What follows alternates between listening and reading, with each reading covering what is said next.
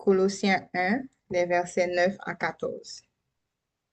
C'est pour cela que nous aussi, depuis le jour où nous en avons été informés, nous ne cessons de prier Dieu pour vous et de demander que vous soyez remplis de la connaissance de sa volonté en toute sagesse et intelligence spirituelle, pour marcher d'une manière digne du Seigneur et lui être entièrement agréable, portant des fruits en toutes sortes de bonnes œuvres et croissant par la connaissance de Dieu, fortifié à tous égards par sa puissance glorieuse, en sorte que vous soyez toujours et avec joie, persévérants et patients.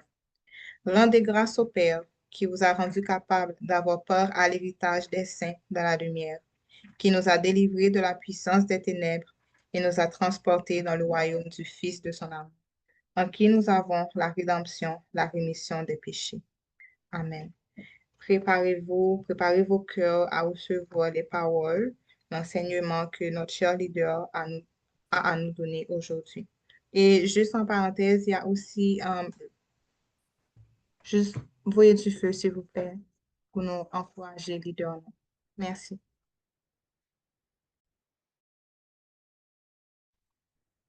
Amen. Merci, Carrie, pour ces belles annonces. Merci, merci. Bonsoir tout le monde. J'espère que tout le monde va bien. Allô, allô tout le monde. Je ne sais pas si... je sais que Caroline a préparé les slides, mais je ne sais pas qui est responsable de la projection pour moi, s'il vous plaît. Les slides et la musique de fond. OK. Donc, Seigneur, nous te disons merci. Merci, Papa. Encore une fois, de nous permettre de nous réunir. On sait que tout n'est que par ta grâce. Merci de nous avoir réveillés ce matin. Merci pour ton souffle de vie dans nos poumons. Merci pour tous les responsables, grâce à qui ces rencontres peuvent avoir lieu. Merci Seigneur pour tout ce que tu vas faire dans nos cœurs cet après-midi. Que tu sois au centre de tout. Dans ton nom précieux Seigneur Jésus, nous te prions. Amen. Amen, amen. Comment allez-vous? Comment a commencé la semaine pour vous? J'espère que vous allez bien. Donc, comme je vous avais dit, aujourd'hui, c'est le 3e enseignement consécutif que je vais donner autour du livre, en partie, The God Who Leaves the 99. Et après, je vais passer le micro à nos enseignants.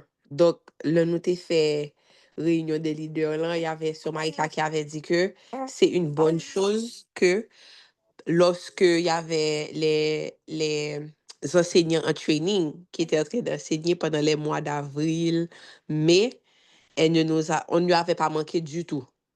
Donc, c'est une bonne chose. Donc, lorsque on peut disparaître et donner la place à d'autres et que la présence ne se sent, l'absence ne se fait pas sentir, ça veut dire que ça veut dire qu'ils sont bien entraînés. Donc, les 2 dernières semaines, on avait vu le chapitre de sheep. On avait vu les caractéristiques d'une brebis. Comment être une bonne brebis. On a vu qu'on parle souvent de c'est quoi nos attentes par rapport au leader, comment être un bon leader et quel genre de leader qu'on aimerait avoir, qui est-ce qu'on aimerait avoir comme mentor. Mais on ne parle pas assez de comment être une bonne brebis. Et à partir du chapitre, les 2 dernières semaines, on avait décortiqué un peu pour voir comment nous-mêmes, nous pouvons être de meilleures brebis. Et aujourd'hui, pour clôturer ma partie avant de passer le micro aux autres enseignants qui vont décortiquer d'autres chapitres du livre. Nous allons voir la chute de Saul. OK? Nous allons voir la chute de Saul parce qu'il y a beaucoup de choses qu'on a vues dans le chapitre 2 du livre qu'on peut voir à travers ces premiers chapitres du livre de Samuel. Amen. Est-ce que vous êtes prêts pour l'enseignement? Et on va aussi voir en partie le chapitre 4 du livre. OK? Donc, tous ceux qui ont le livre, si vous pouvez écrire dans le chat, je l'ai. En passant, la semaine passée, j'avais demandé d'aller laisser un review sur Amazon. Une seule personne qui a ajouté un review, c'était Lucaina. Je ne sais pas pourquoi les autres ne l'ont pas fait. Oh, Farah said I did. OK. OK, je suis contente de voir toutes ces personnes qui ont le livre. Super. Donc, nous allons commencer. Si on peut commencer aussi la projection pour moi. J'espère que tout le monde a lu dans 1 Samuel de 1 à 15.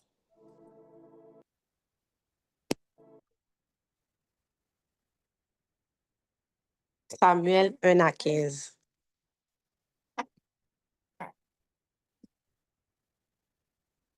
OK.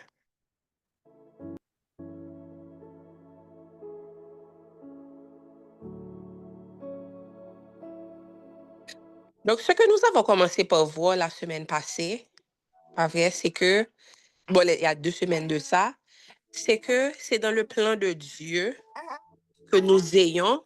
Oh, donnez-moi une minute, s'il vous plaît.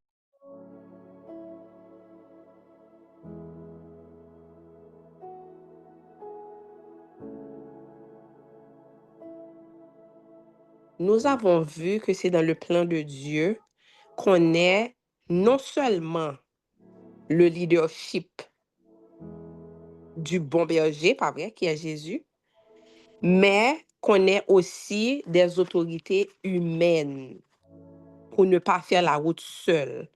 La personne qui est en train de projeter les slides, si vous pouvez cliquer sur Present pour que ça puisse prendre tout l'écran. OK? Donc, on a décortiqué pour voir à travers la Bible, avec plusieurs versets, ce que la parole de Dieu dit sur les autorités humaines que Dieu met sur notre chemin. Comment elles sont là pour nous protéger, comment elles sont là pour nous aider à marcher dans l'humilité, comment elles sont là pour exposer nos faiblesses et éviter qu'on commette certaines erreurs, pas vrai? On a vu différents points. Si vous pouvez mettre dans le chat ce que vous avez déjà appris, ce qu'on a appris les 2 dernières semaines, c'est quoi les bénéfices d'avoir des autorités, un bon leadership humain sur cette terre? C'est quoi? C'est quoi les bénéfices? Qui est-ce qui se rappelle de certains bénéfices?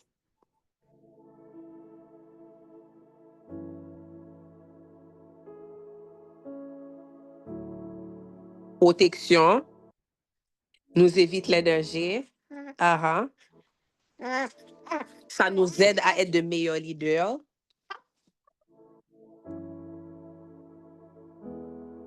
Donc, tout ça, ce sont des choses qu'on a vues. Nous évite les erreurs. Très bien, très bien. Nous rend plus humbles. Très bien.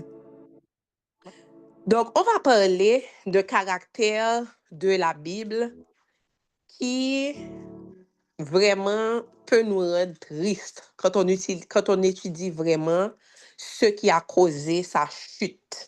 On parle souvent de David, mais c'est très important de ne pas négliger celui qui était avant David, celui que Dieu avait choisi comme roi sur Israël, celui que Dieu avait oint, celui qui était choisi, vraiment mis à part pour ce rôle-là. Celui qui était venu avant David, eh bien, c'était Saul. Nous allons voir la première chose, le premier point, c'est que Dieu avait effectivement choisi Saul. OK? Non seulement Dieu avait choisi Saul, et Dieu s'était assuré, OK, qu'il avait placé pour le protéger une autorité humaine. Qui est-ce qui peut dire dans le chat? C'était qui l'autorité que Dieu avait choisie pour lui? C'était qui? Amen. C'était le prophète Samuel. Nous allons voir quelques versets qui nous confirment à travers la parole de Dieu qu'il valorise les autorités humaines. Voyons ensemble quelques versets à travers le livre de Samuel.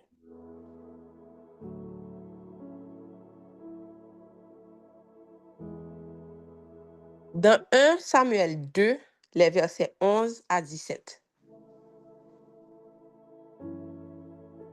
1 Samuel 2, versets 11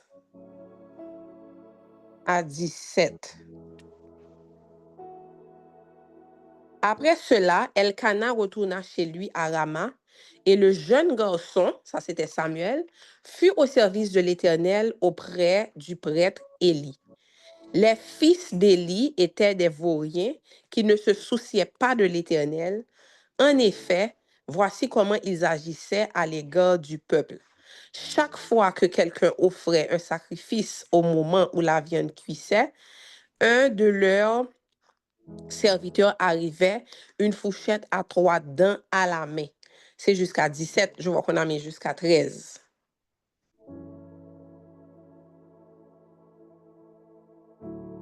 OK. Il piquait dans la casserole, la marmite, le chaudron ou le pot et prenait pour le prêtre tout ce que la fourchette ramenait. C'est ainsi qu'il procédait envers tous les Israélites qui venaient à Silo. Et même parfois, avant que l'on fasse brûler la graisse, le serviteur du prêtre arrivait et disait à l'homme qui offrait le sacrifice, donne-moi de la viande à rôtir pour le prêtre, car il n'acceptera de toi que de la viande. Il n'acceptera de toi que de la viande crue. Il ne veut pas la viande cuite. Si l'offrant objectait, il faut d'abord brûler la graisse, ensuite tu pourras prendre ce que tu voudras.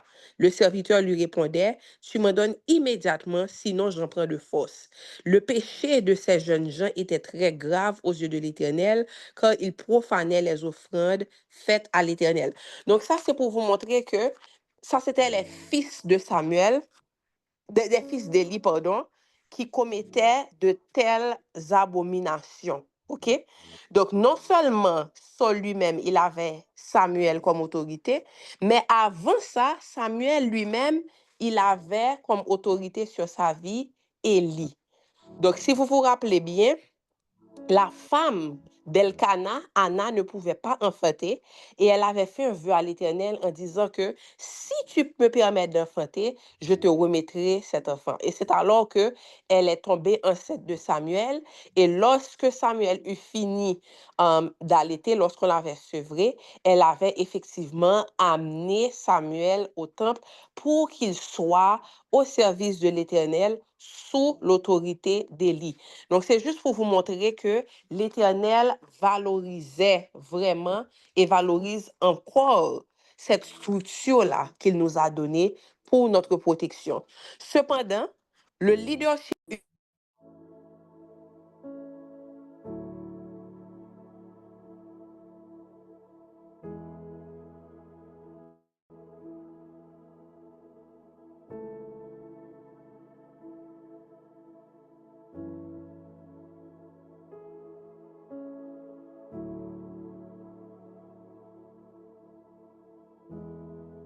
J'ai sur mute.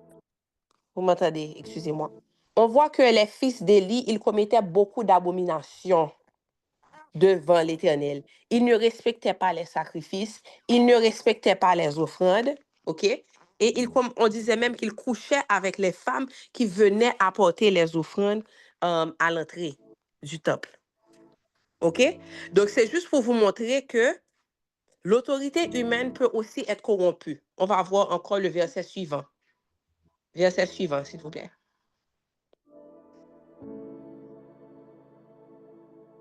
De 1 Samuel 2, verset 29, pourquoi donc méprisez-vous les sacrifices et les offrandes qui me sont destinés et que j'ai ordonné d'offrir dans ma demeure? Pourquoi honores-tu tes fils plus que moi en vous engraissant des meilleurs morceaux des sacrifices que mon peuple Israël vient m'offrir? Donc ça, c'est l'Éternel qui parle à Élie. Donc vous voyez que on aurait pu dire, ah, mais c'est pas de la faute d'Élie, ce sont ses fils qui se comportait mal. Mais là, vous voyez que l'Éternel qui connaît toutes choses, l'Éternel qui sonde les cœurs, là, il demande à Élie, pourquoi tu valorises tes fils? Ça veut dire que, d'une part, il y avait un manque de confrontation. Même si Élie savait ce qui se passait, il n'avait pas corrigé ses fils. Il n'avait pas mis la main forte pour empêcher que ces abominations se fassent dans la maison de l'Éternel. Verset suivant.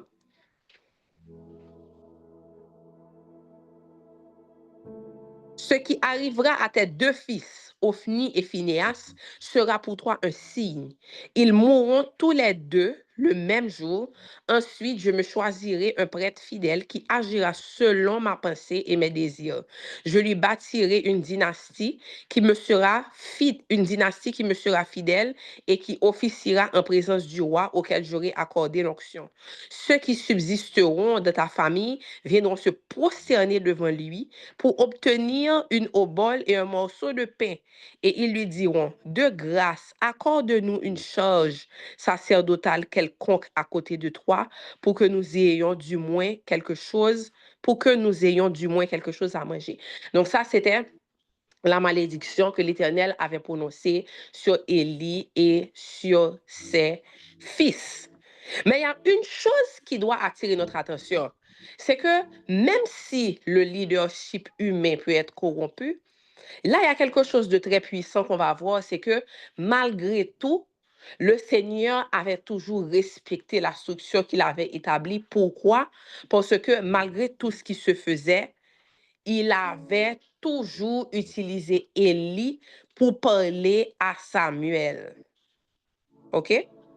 Là, il continue encore avec les menaces. J'accomplirai à l'égard d'Élie toutes les menaces que j'ai prononcées contre sa famille du début à la fin.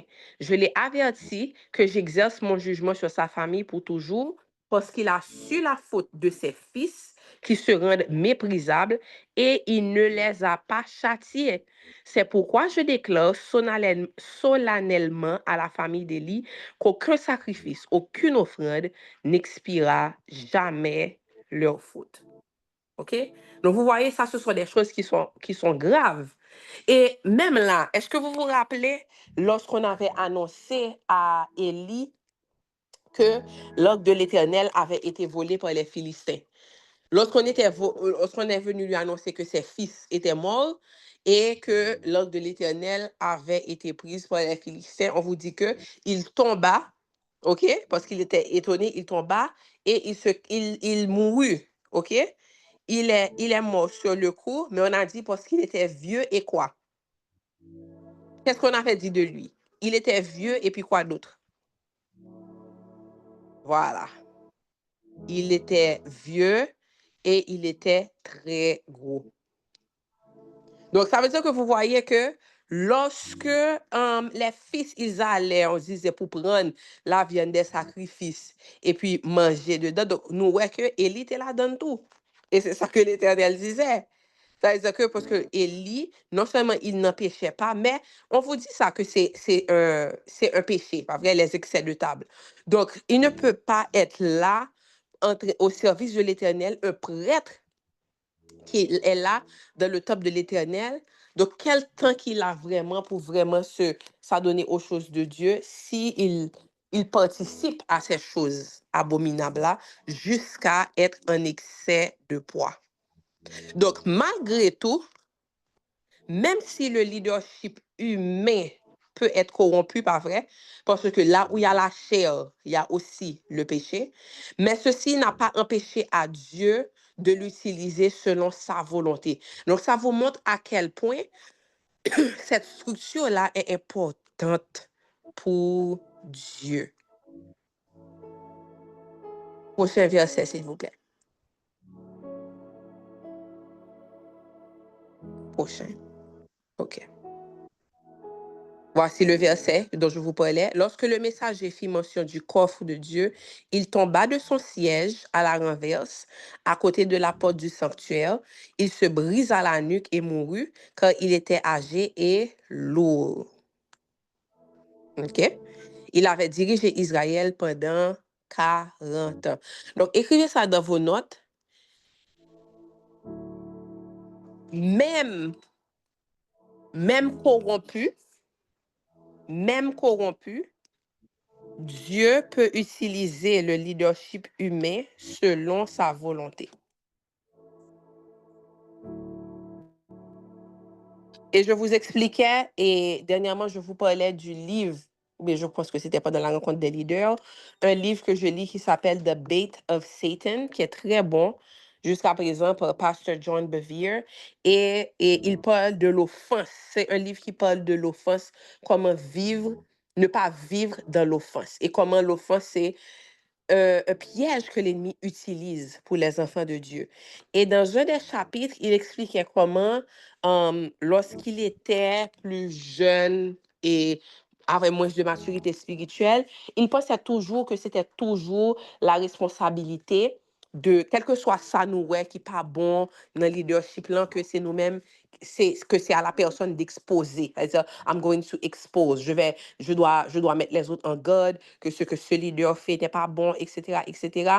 Mais il a dit qu'avec l'expérience et comment Dieu l'a transformé, il voit que c'est pas son rôle.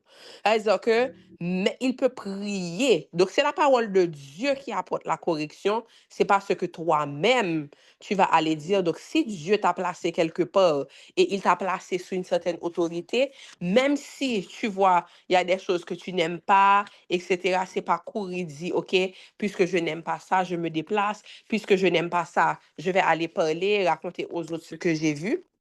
Mais qu'il y a de meilleures façons de faire parce que Dieu lui-même, il respecte cette structure-là qu'il a établie.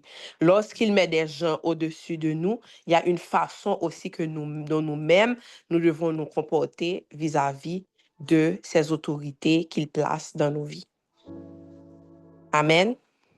Donc, même corrompu, Dieu avait toujours utilisé Élie pour parler à Samuel qu'il avait placé sous son autorité. Et c'est ça qu'on va voir. Prochain verset, s'il vous plaît.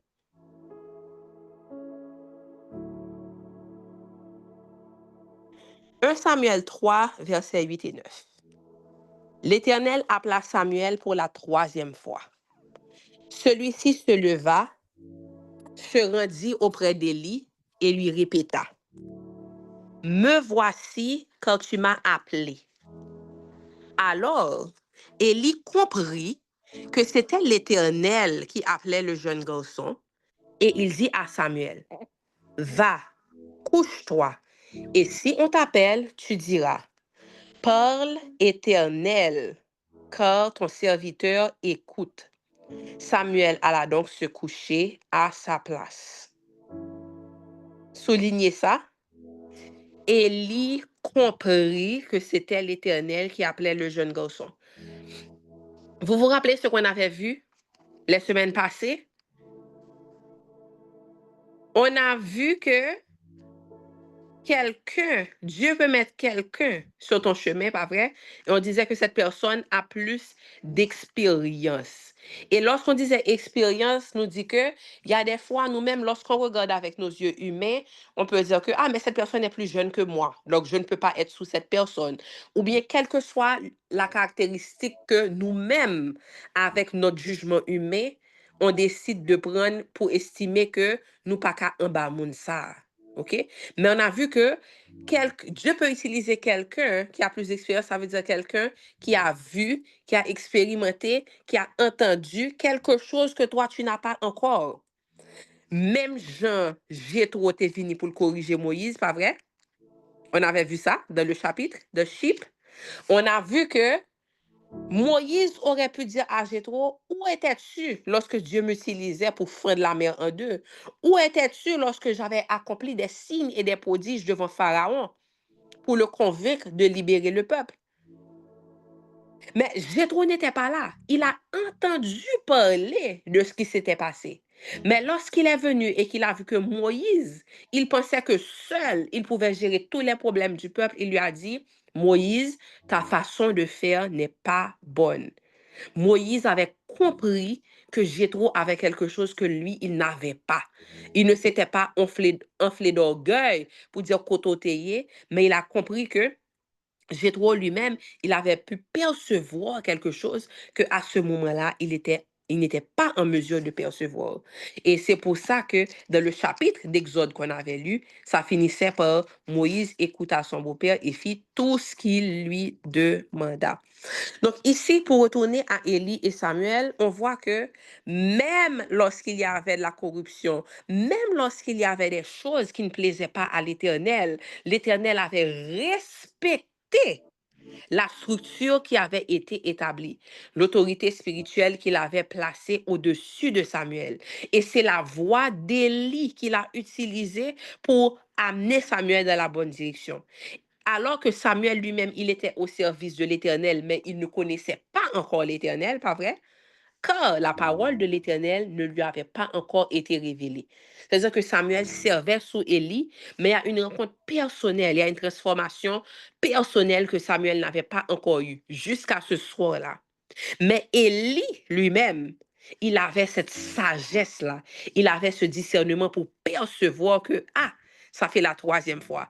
Le moment est venu, c'est l'Éternel qui appelle le garçon pour qu'il soit vraiment maintenant réellement à son service. Et c'est cette voix-là, cette voix de sagesse, cette voix de père qui a dit à Samuel, lorsque tu entends encore la voix t'appeler, voici ce que tu auras à répondre. Est-ce qu'on est là jusqu'à présent?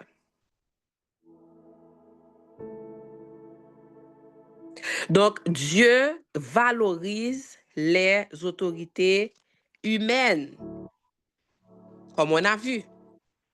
Maintenant, allons voir comment Dieu il avait choisi Saul. Nous allons voir encore quelques versets. Parce que juste parce que quelqu'un chute, pas vrai?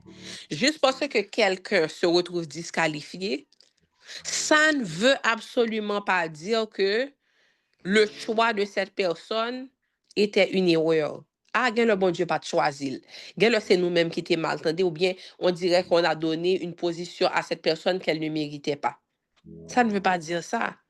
Parce que même lorsque Dieu t'a choisi, même lorsqu'il t'a oint, il y a différentes choses qui peuvent faire en sorte que tu te disqualifies toi-même du mandat qu'il t'a donné. Et c'est ce que nous allons voir aujourd'hui. Nous allons voir que malheureusement, Saul n'était pas une bonne brebis. Et nous allons voir que le caractère est beaucoup plus important que l'onction que nous pouvons avoir sur notre vie. 1 Samuel 9, verset 15 à 18. 1 Samuel 9, verset 15 à 18. Or, la veille, l'Éternel avait fait cette révélation à Samuel. Demain, à cette même heure, lui avait-il dit, je t'enverrai un homme du territoire de Benjamin. Tu lui conféreras l'onction pour l'établir chef de mon peuple Israël, et il le délivrera des Philistins. Quand j'ai vu la misère de mon peuple, et j'ai entendu sa plainte. Dès que Samuel aperçut Saul, c'est Saul ou Saül? I never know. L'Éternel l'avertit. Voici l'homme dont je t'ai dit qu'il gouvernerait mon peuple.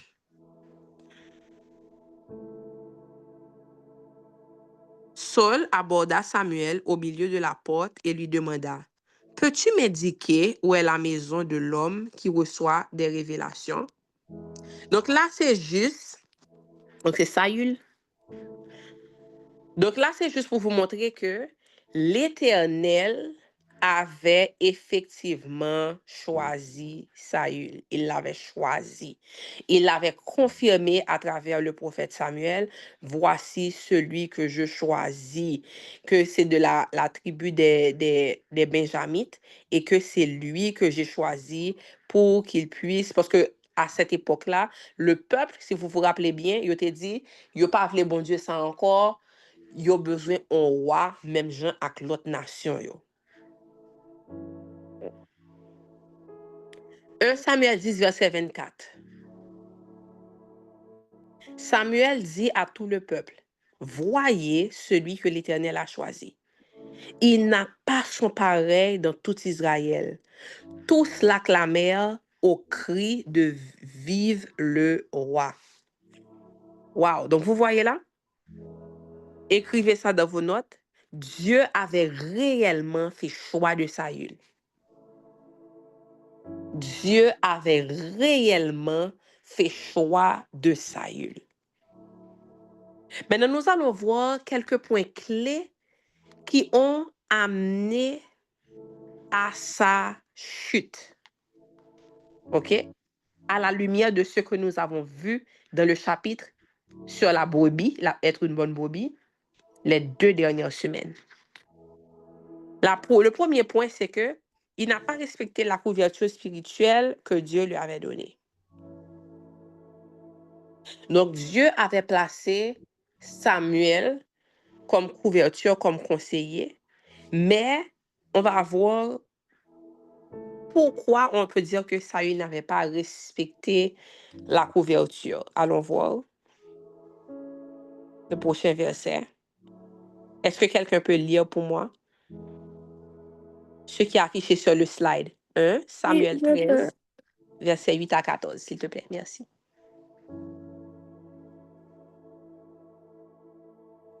Oui, tu Il peux lire. attendit 7 jours, le rendez-vous fixé par Samuel. Celui-ci n'arrivant pas, les soldats commencèrent à aborder Saül et à se disperser.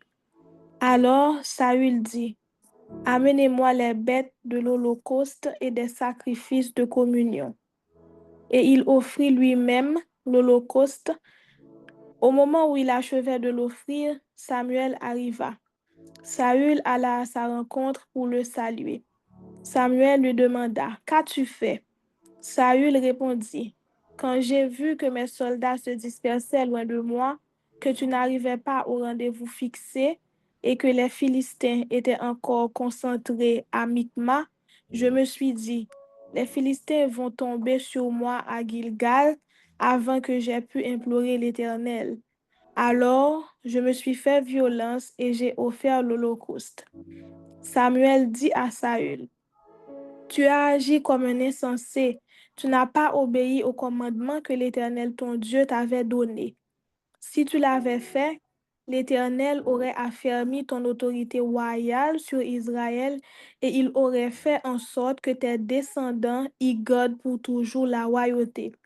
Mais puisque tu as désobéi aux ordres de l'Éternel, ta royauté ne subsistera pas. L'Éternel a décidé de se chercher un homme qui corresponde à ses désirs et de l'établir chef de son peuple. Amen. Merci. Merci.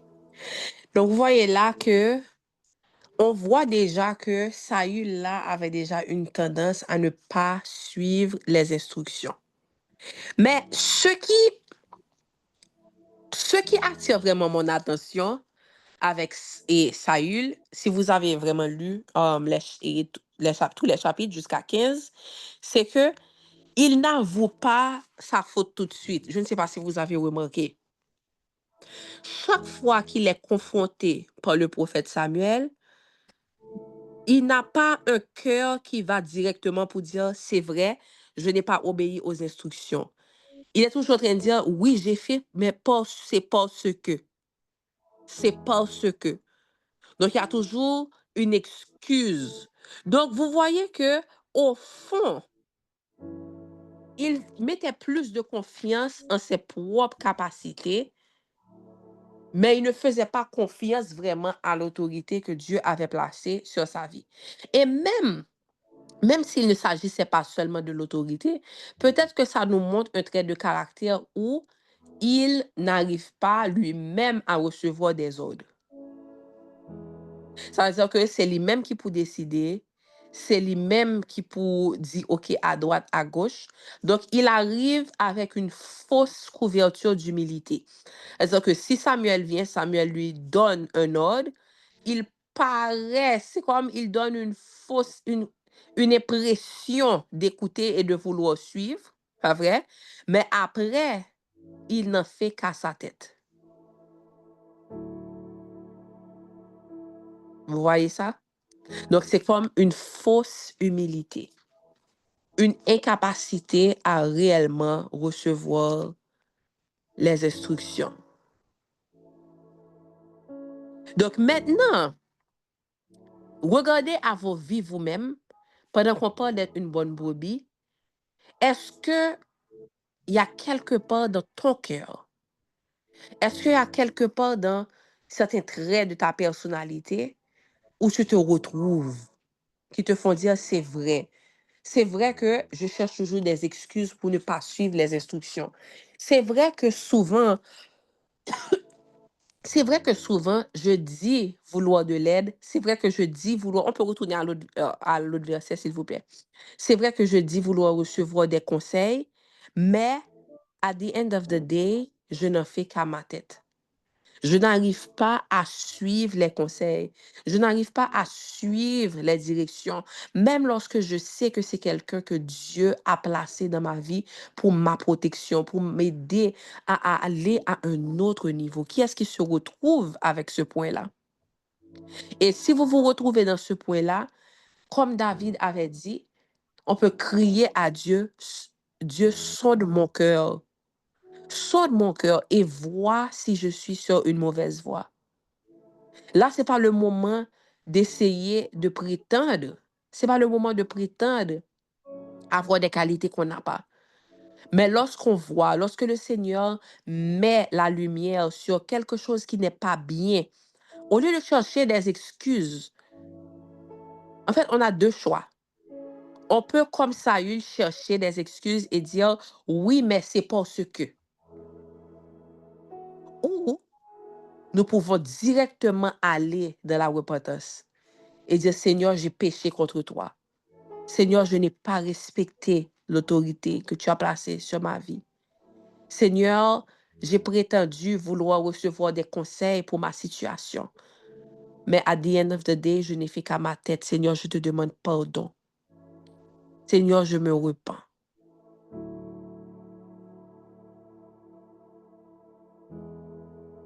Le deuxième point que nous allons voir, c'est que Saül était mal entouré. Est-ce que vous vous rappelez du point que nous avons vu dans le chapitre The Sheep Walking and Flock? Walking and Flock. Si quelqu'un peut aller pour moi à la page 31 du livre pour relire encore une partie. On avait vu qu'une des caractéristiques d'une bonne brebis, c'est que la brebis reste attachée au troupeau. On voit que l'ennemi, il est là pour tuer, égorger et détruire, mais qu'on lui rend la tâche facile lorsqu'on ne reste pas attaché au troupeau.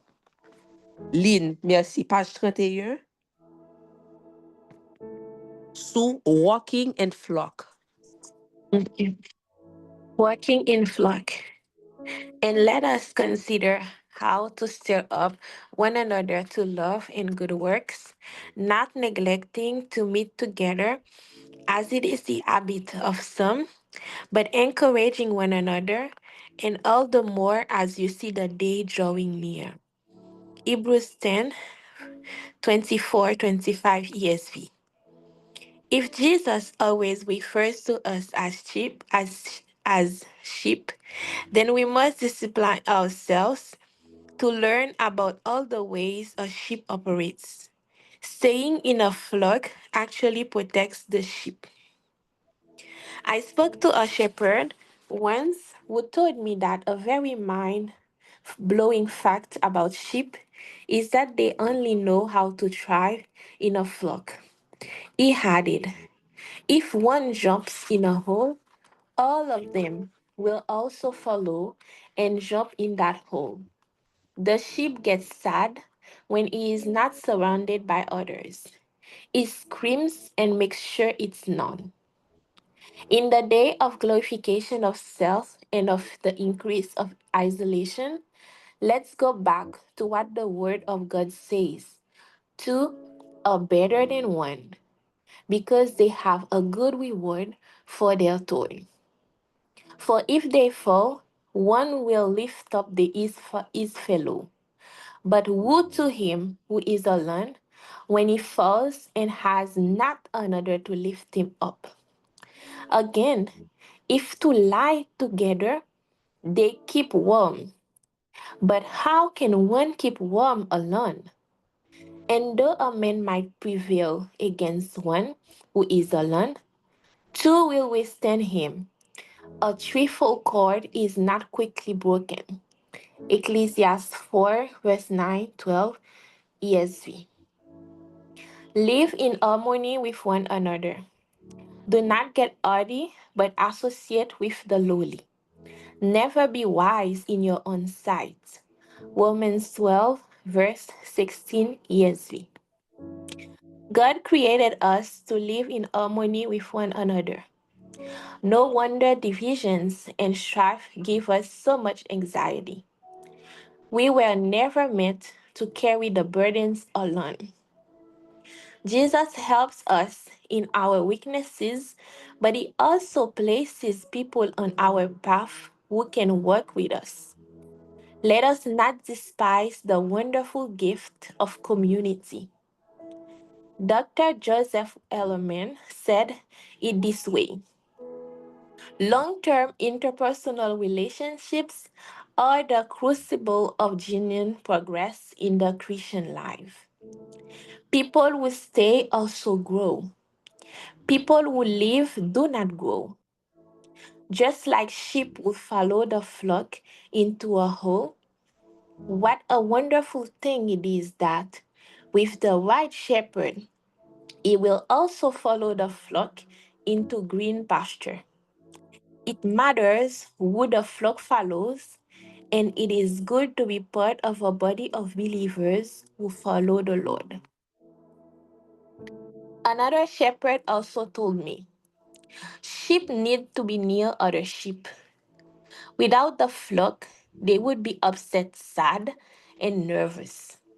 And it is also dangerous. They would not survive by themselves because of the predators. When I spoke to this particular shepherd, he explained that there have been cases where sheep were able to survive and thrive in the wild, but it was because of the area where they were.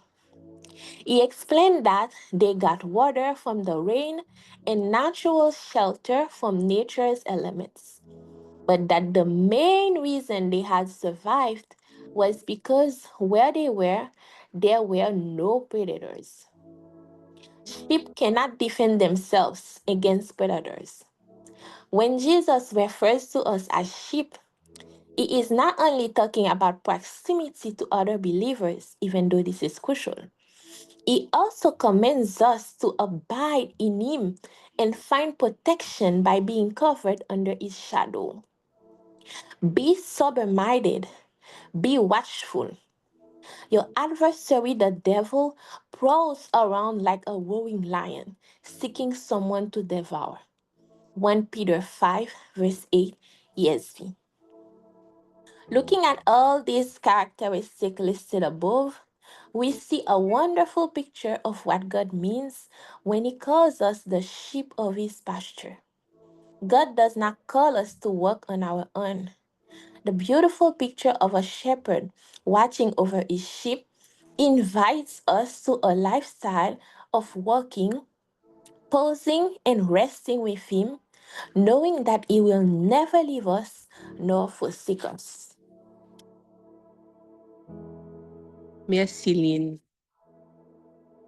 Donc, on voit là que c'est pour ça que c'est important, cette caractéristique, qu'une bonne brebis, si on veut être de bonnes brebis, on doit étudier, voir pourquoi Jésus nous appelait les brebis et c'est quoi les caractéristiques d'une brebis. Et cette caractéristique est importante. Une brebis reste avec le troupeau parce qu'elle sait que lorsqu'elle s'éloigne du troupeau, elle est une cible pour les prédateurs. Maintenant, allons voir pourquoi on parle de ce point-là encore cette semaine. Allons voir le prochain verset.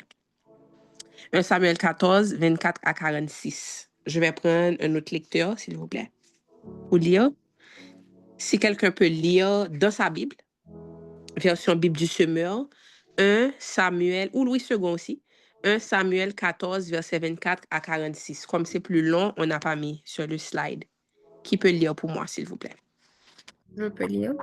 Vas-y. Et ça, c'est qui a demandé? Samuel 14. Ok, Jenny. Jenny. Vas-y.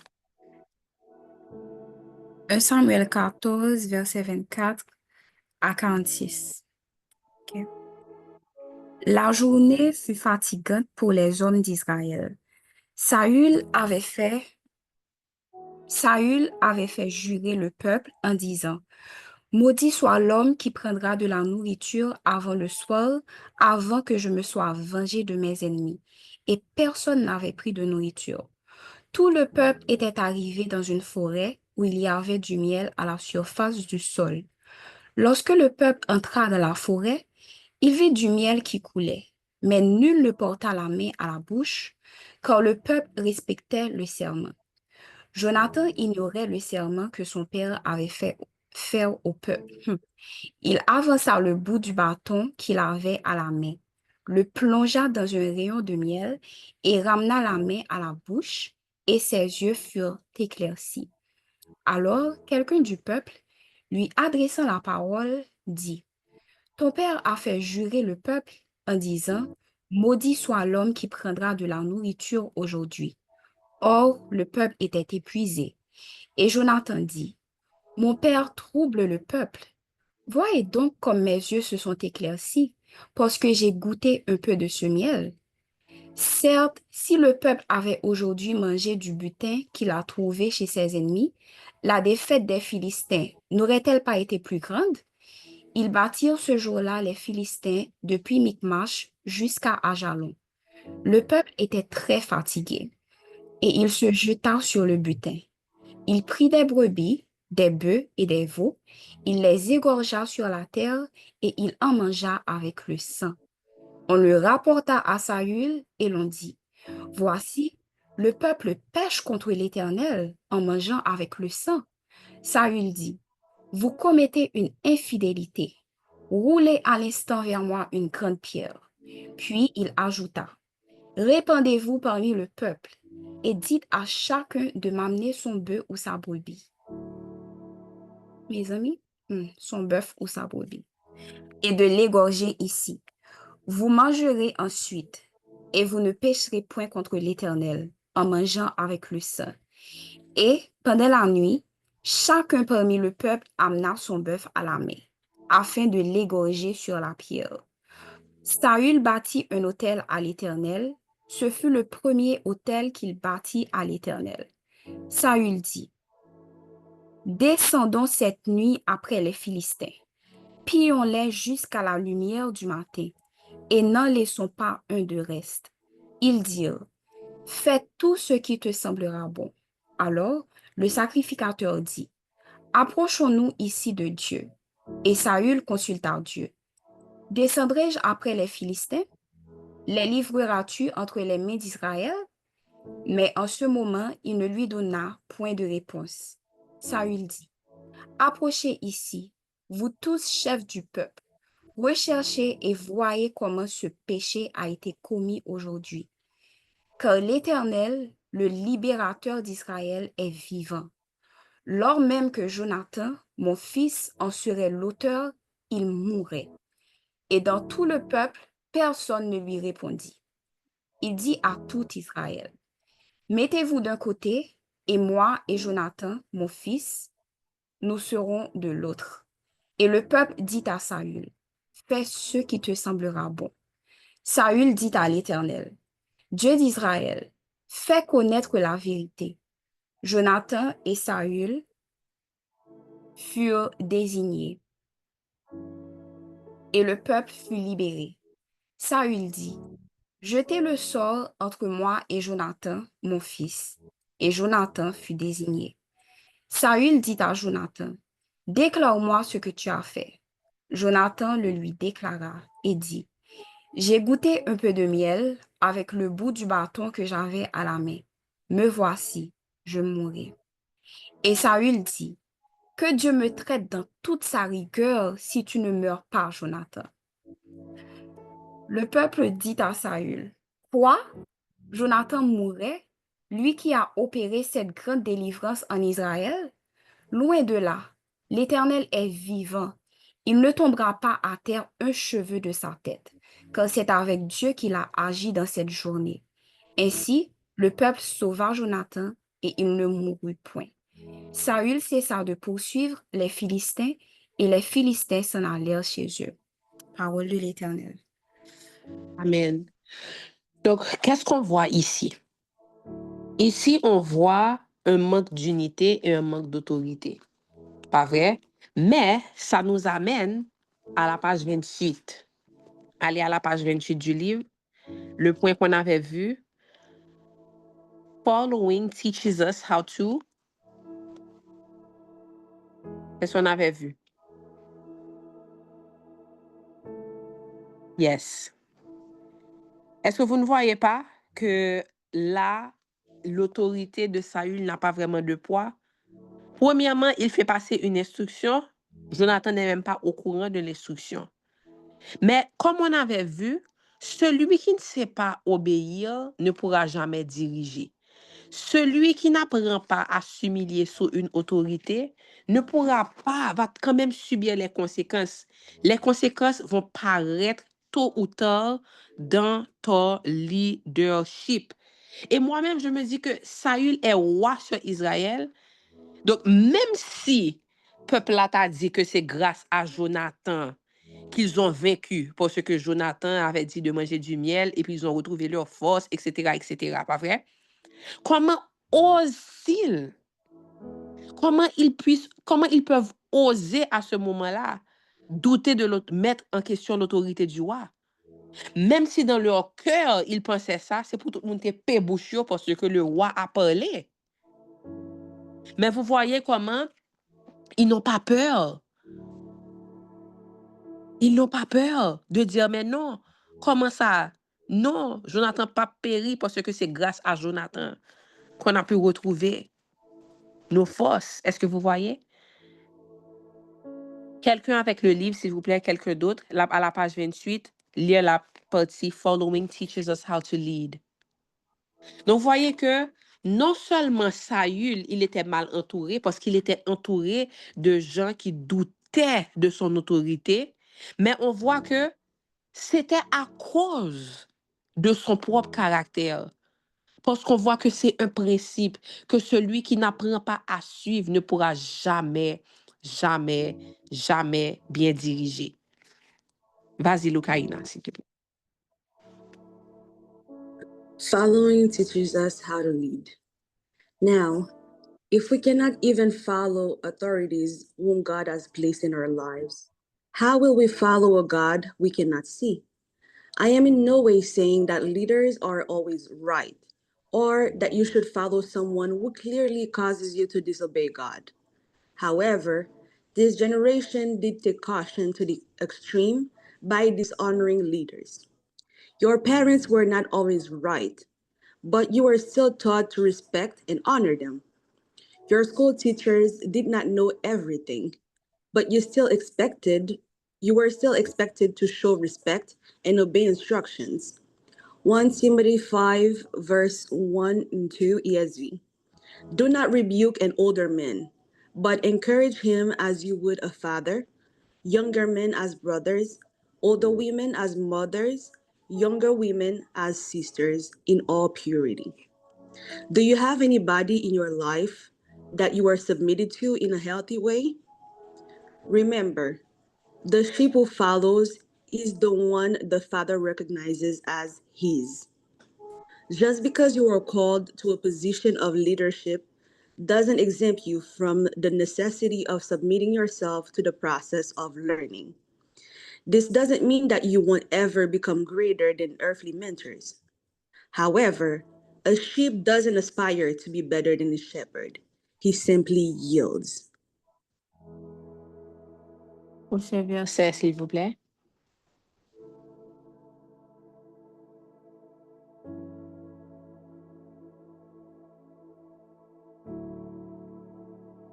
Le troisième point, c'est que... Oh, trop vite. L'autre. Saül se reposait sur ses propres forces. Il se reposait sur ses propres forces. On a vu dans le chapitre que les caractéristiques d'une brebis, l'une des caractéristiques, c'est que la brebis, elle dépend de celui qui la guide. Et on a vu comment beaucoup de personnes voient de mauvais œil ce mot, la dépendance. Mais on a vu qu'il y a une différence, pas vrai, entre independence et puis dependency. Pas vrai? On ne va pas retourner sur ça, mais je vous invite, c'est dans les pages 28 et 29 qui parlent de ça. Comment la brebis est dépendante de du berger, de celui qui est en train de la guider. Et lorsque on n'est pas capable de réellement suivre, lorsqu'on n'est pas capable de montrer cette dépendance, il y a beaucoup de choses qui peuvent se cacher en dessous.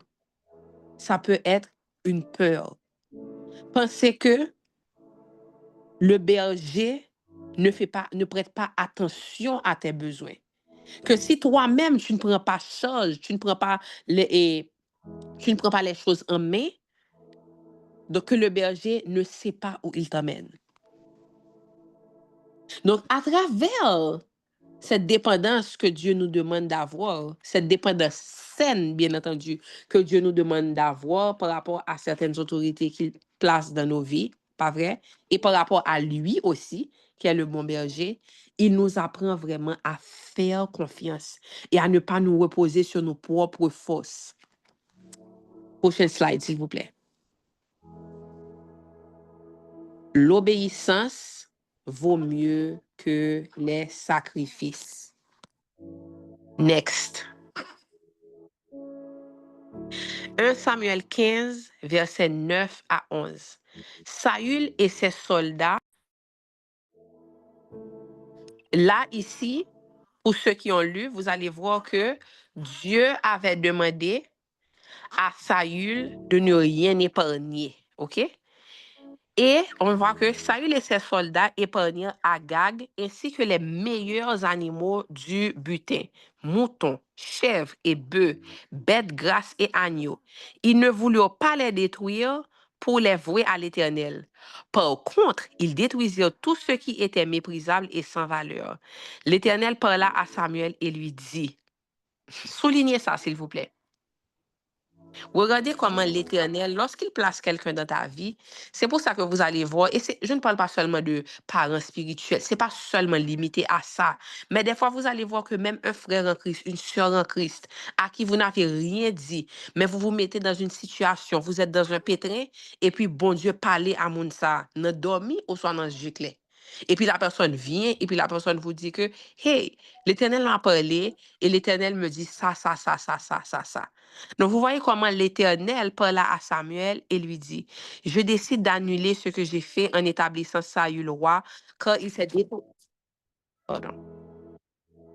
Aïe, je ne vois plus les slides. Voilà. Car il s'est détourné de moi et il n'a pas tenu compte de mes ordres. Samuel en fut bouleversé et il implora l'Éternel toute la nuit. Donc, vous voyez ici la désobéissance. Vous voyez la désobéissance. L'Éternel donna l'ordre de ne rien épargner, mais non seulement ils épargnèrent Agag, mais ils épargnèrent ce qui avait de meilleur dans le butin. Et là, je vais aller au chapitre 4 du livre, le chapitre He Cares. On va voir, c'est quoi? Qu'est-ce que ça nous montre lorsque l'Éternel nous donne un ordre et on est en train de s'accrocher à quelque chose qu'il nous demande de laisser tomber? Lorsqu'il nous demande de mettre quelque chose de côté ou de détruire quelque chose et qu'on s'accroche, on a une obéissance partielle. Qu'est-ce que ça nous montre? Qu'est-ce que ça révèle dans notre caractère, dans notre cœur? Qu'est-ce que ça avait révélé pour Saül?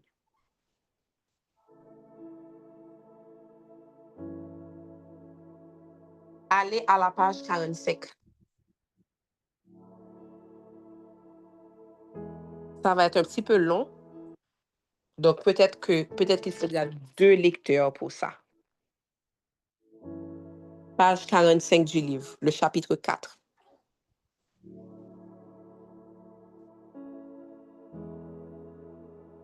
Qui est disponible, s'il vous plaît?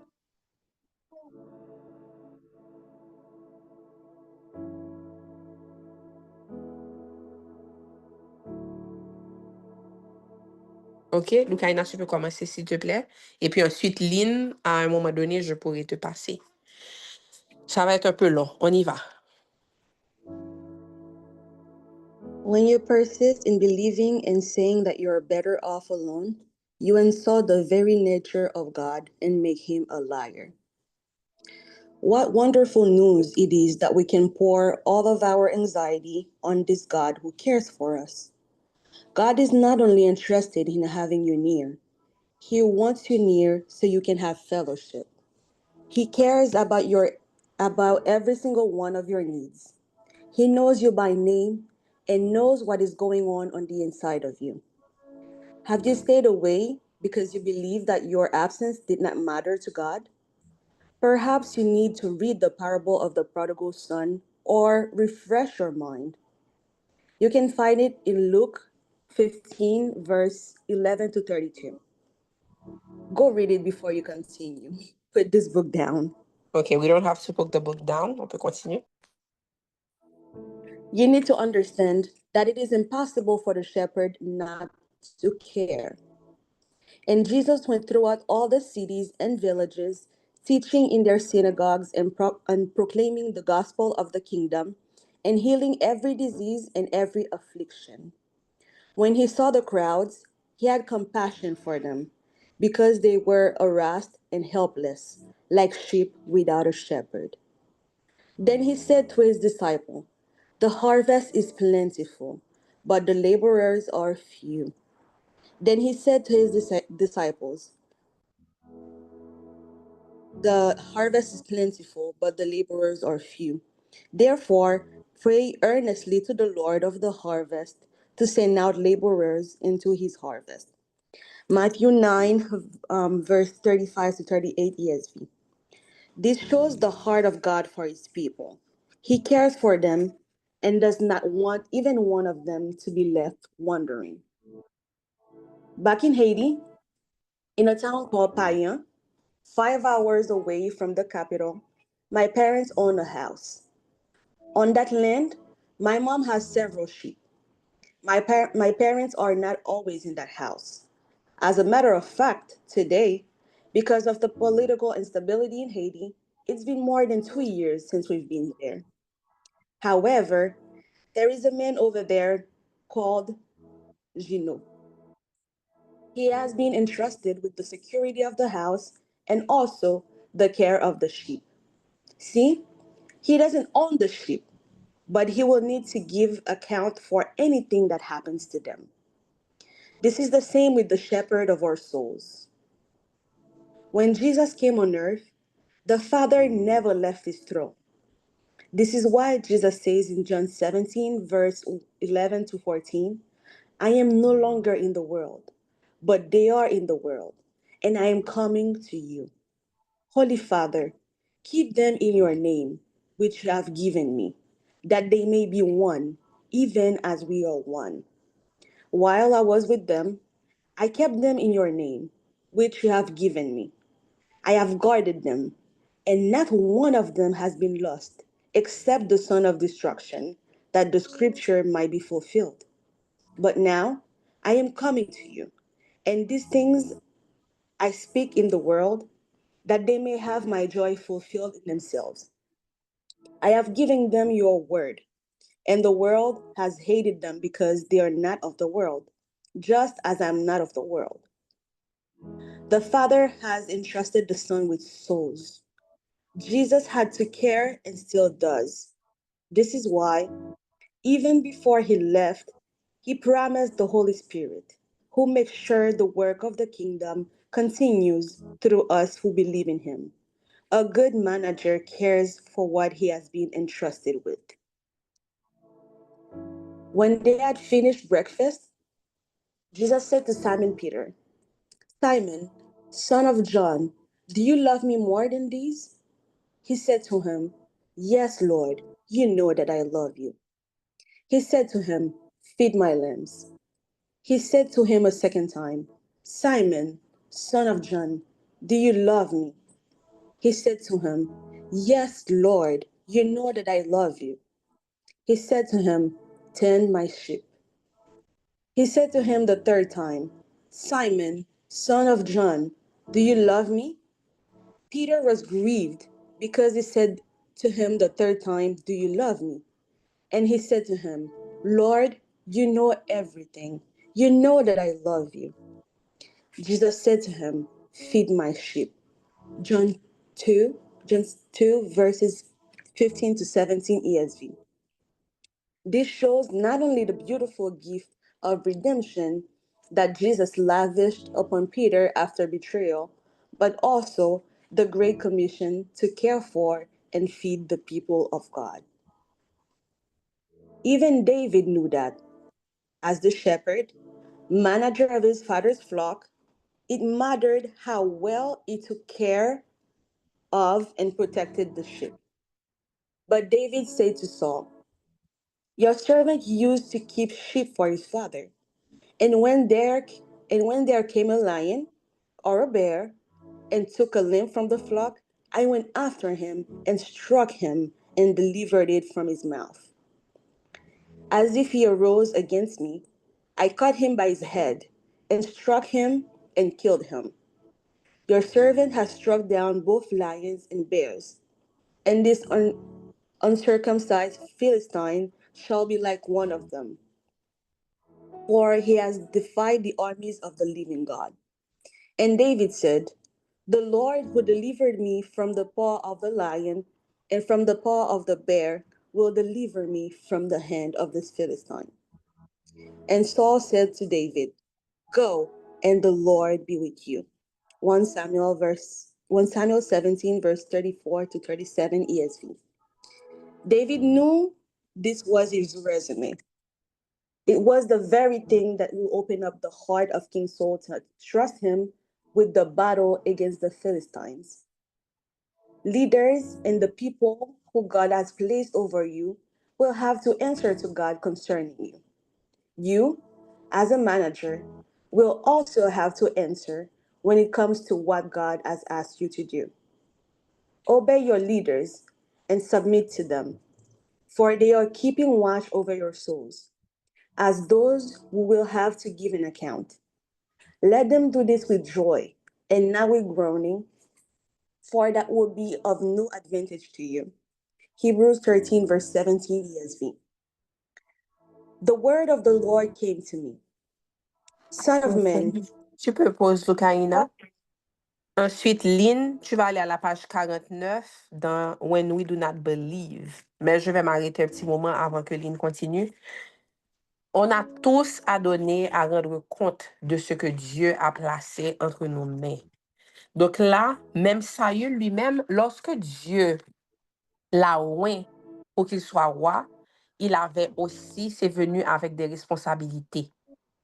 C'est venu avec des responsabilités. Et avec cette responsabilité-là aussi, il devait diriger par l'exemple. Donc, le fait que lui-même aussi, il ne pouvait pas suivre les instructions de celui que Dieu avait mis au-dessus de lui, ça fait qu'il n'a pas été un bon gérant de ceux qui le regardaient, de ceux qui regardaient à lui. Parce qu'il y a des gens qui ne vont pas, ils ne vont pas écouter ce que tu dis, mais ils vont voir aussi ce que tu fais. Donc, là où Dieu te place, lorsque Dieu te place à une position d'autorité, ou lorsque Dieu te met sous les projecteurs, c'est-à-dire quelle que soit la responsabilité qu'il t'a donnée. C'est-à-dire, c'est pas Chita là pour dire, ah, mais moi, je n'enseigne pas à DASOC. Mais si tu es leader de cellule, il y a des yeux qui sont sur moi. Il y a une responsabilité qu'on m'a donnée. Comment je peux être un bon gérant de ce qui m'a été confié? Amen. Donc, rapidement, Lynn, 5 minutes avant qu'on ferme, à la page 49, à partir de When We Do Not Believe. Amen. When we do Amen. not build. Oh, which Lynn? Sorry. Non, la go ahead. ligne qui s'était désignée. Non, l'autre ligne. Okay, that was me. Amen. When we do not believe that He, the chief shepherd, cares, we are not able to surrender to Him nor to human shepherd He sent on our path. No wonder the Lord's Prayer says, Give us this day our daily bread. Matthew 5:11. In order to trust that the shepherd gives us what we need each day, we must rely on Him to care for us. To think there is something so profound about cultivating that rhythm of trust. This is why I love the story of the Israelites in the desert of so much. The Lord provided each day what they needed for that day. Exodus 16:4, 5 ESV. Then the Lord said to Moses, "Behold, I am about to rain bread from heaven for you, and the people shall go out and gather a day's portion every day, that I may test them whether they will walk in my law or not. On the sixth day, when they prepare that they bring in, what they bring in, it will be twice as much as they gather daily." He made sure that each day they gathered just enough of what was needed, except for the day before the Sabbath rest, where he asked to gather for 2 days. I often go back to this when I need to remember that. When I trust God, I do not need to obsessively store up. When we constantly gather more than enough for the rainy days, it is a sign of worry. All worry is rooted in fear of not having our needs met.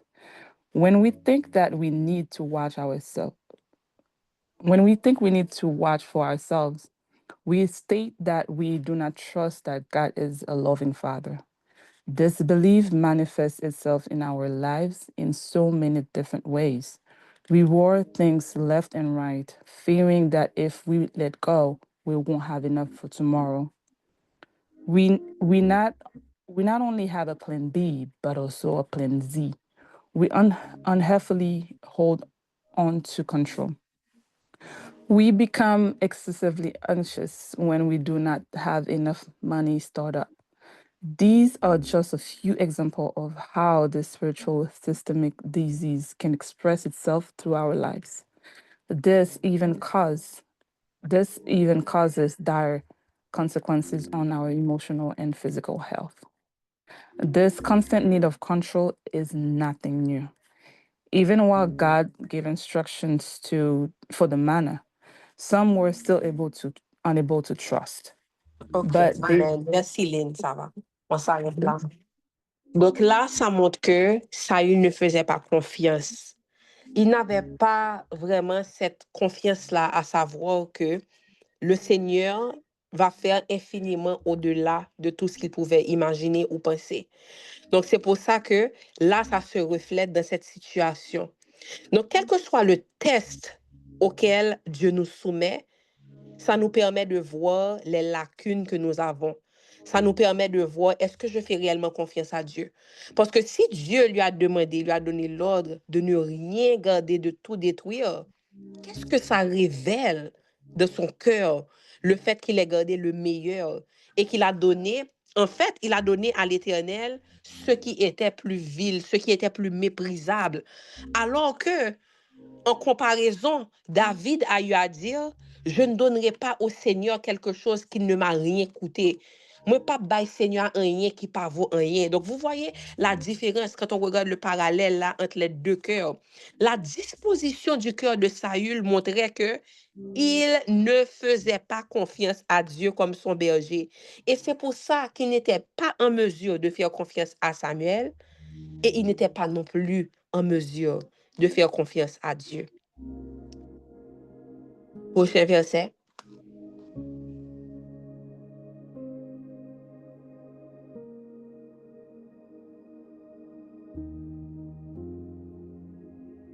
Nous allons voir en conclusion dans 1 Samuel 15, versets 17 à 22.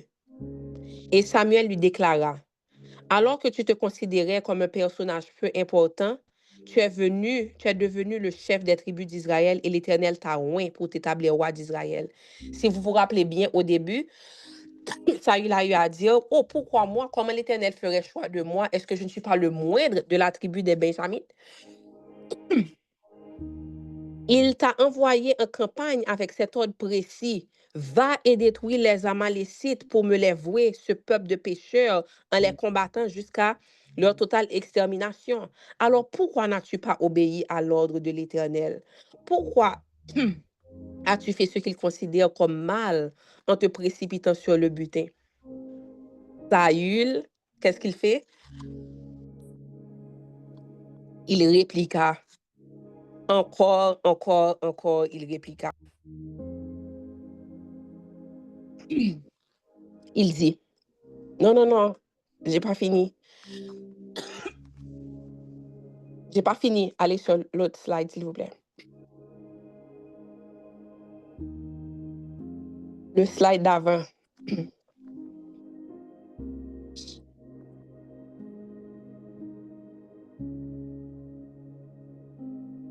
Il répliqua, mais si j'ai obéi à l'ordre de l'Éternel et j'ai accompli la mission qu'il m'avait confiée, j'ai ramené Agag, roi d'Amalek, et j'ai exterminé les Amalécites pour les vouer à l'Éternel.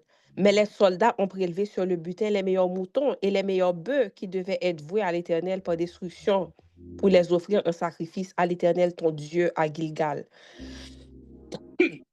Samuel lui dit alors, les holocaustes et les sacrifices font-ils autant plaisir à l'Éternel que l'obéissance à ses ordres? Non, car l'obéissance est préférable au sacrifice. La soumission vaut mieux que la graisse des béliers. Amen. Maintenant, je vous pose la question. Dans quel domaine, vous, comme Saül, vous avez eu une fausse obéissance? Ou ça que vous avez trouvé des excuses? Parce que même si Dieu vous a oint, même si Dieu vous a choisi, même si Dieu vous a nommé, même s'il vous a mandaté, est-ce que votre caractère peut soutenir le mandat? Est-ce que vous avez un cœur qui a une posture d'obéissance? Et tout ça amène au dernier point qui fait que Saül était jaloux. Il était jaloux de David.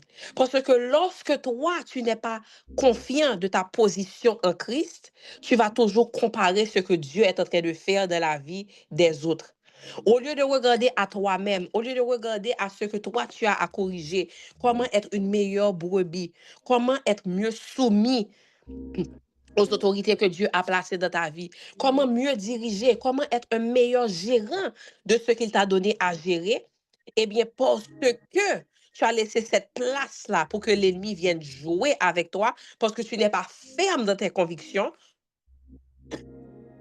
tu peux te retrouver comme Saül à être jaloux de ce que Dieu fait dans la vie des autres. Saül avait tellement de choses à corriger. Il avait tellement d'occasions de se repentir, mais malgré tout ça, parce que même après que Samuel lui a dit que Dieu allait faire le choix de quelqu'un d'autre qui avait un meilleur caractère que lui, sa chute n'était pas automatique. Il a encore régné pendant une vingtaine d'années. Ça veut dire quoi? Là, ça me ramène au verset où la parole de Dieu nous dit que Dieu n'est pas lent pour l'accomplissement de ses promesses. Au contraire, il use de patience envers nous afin que tous arrivent à la repentance. C'est-à-dire que bon Dieu, même lorsque il donne nos avertissements, il nous donne un temps pour se repentir. Il veut que nos cœurs se retournent vers lui. Mais même là, au lieu d'utiliser ce temps pour qu'il regarde à ce qu'il avait mal fait, au lieu qu'il corrige ses erreurs, pendant toute la période que Dieu lui avait donnée avant la chute finale, son cœur s'est tourné vers la jalousie contre David.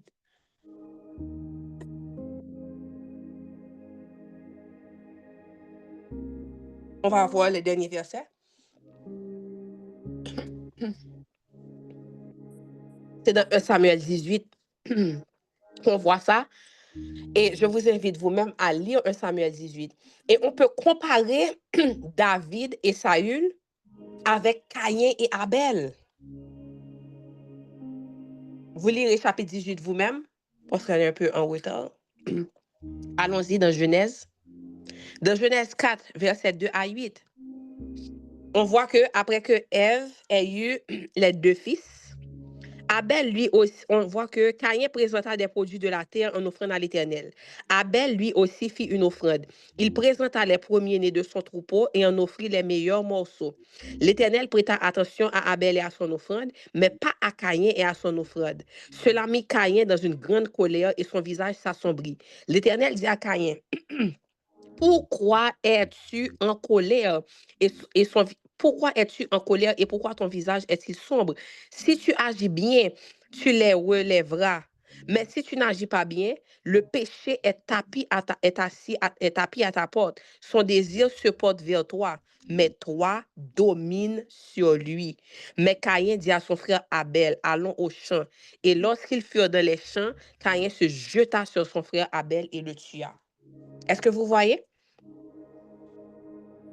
Est-ce que vous voyez le lien? Saül et David, c'est comme Caïn et Abel. L'Éternel a tourné son regard vers David parce que David était un homme après son cœur.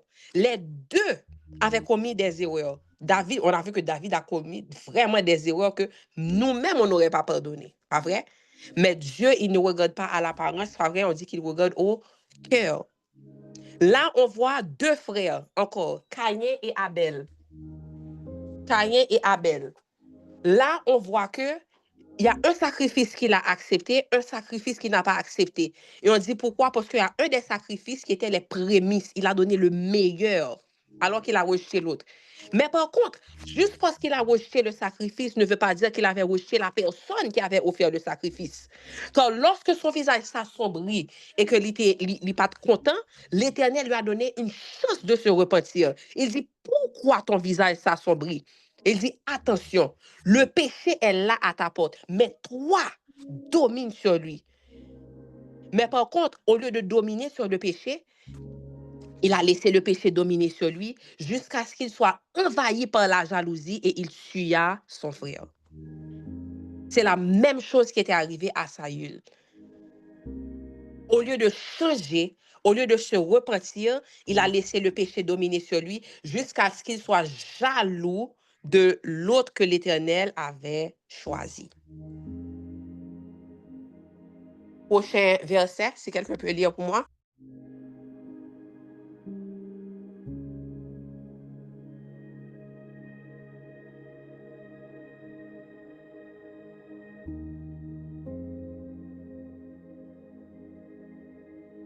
Le prochain verset, s'il vous plaît, si quelqu'un peut lire.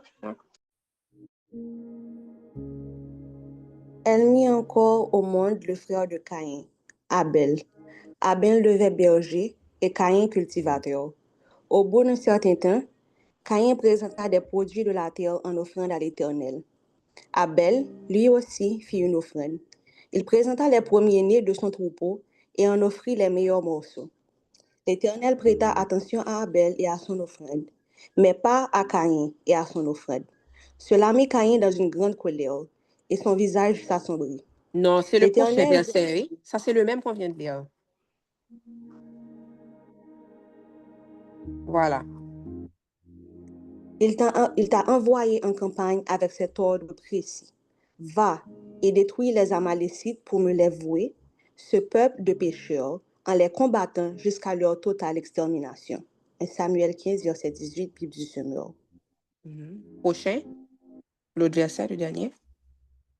Samuel n'alla plus voir Saül jusqu'au jour de sa mort, mais il était dans l'affliction à son sujet parce que l'Éternel avait décidé d'annuler ce qu'il avait fait en l'établissant roi sur Israël. 1 Samuel 15, 35, Bible du Semeur. Amen. Donc, tout ça, en conclusion, pour montrer que c'était pas avec la joie au cœur. Vous voyez que Samuel, il était très triste lorsque l'Éternel lui avait dit qu'il avait changé d'avis. Pas vrai? Et donc, c'était pas avec gaieté de cœur. Mais tout ça pour conclure, pour dire que même si Saül avait été choisi et il avait été loin, mais c'est son caractère qui avait fait que il s'était complètement éloigné du plan que Dieu avait pour lui. Donc, nous-mêmes aussi, en tant que fils, en tant que fille, on peut aussi s'éloigner de ce que Dieu a déclaré sur nos vies. Oui, l'Éternel a des plans pour nous, des plans de bonheur et non de malheur, mais vous n'êtes pas les seuls à pouvoir être utilisés par l'Éternel. Donc, nous n'allons pas seulement regarder l'onction, parce que nous voyons que ceux qui se sont seulement appuyés sur leur onction, leur chute a été grande. Au-delà de l'onction, que nous soyons de bonnes brebis qui apprenons à travailler sur notre caractère, qui apprenons à travailler sur notre humilité, qui ne sommes pas trop fiers pour vraiment profiter des personnes que Dieu met sur notre chemin, que ce soit des mentors, que ce soit des parents spirituels, que ce soit les pasteurs de nos églises, quel que soit la personne que Dieu met comme autorité sur notre vie pour nous apprendre quelque chose, que nous ne soyons jamais trop fiers pour pouvoir aller à un autre niveau. Amen. Est-ce que vous avez été bénis aujourd'hui? J'espère que vous avez pris beaucoup de notes et que vous allez continuer à discuter avec les membres de votre cellule.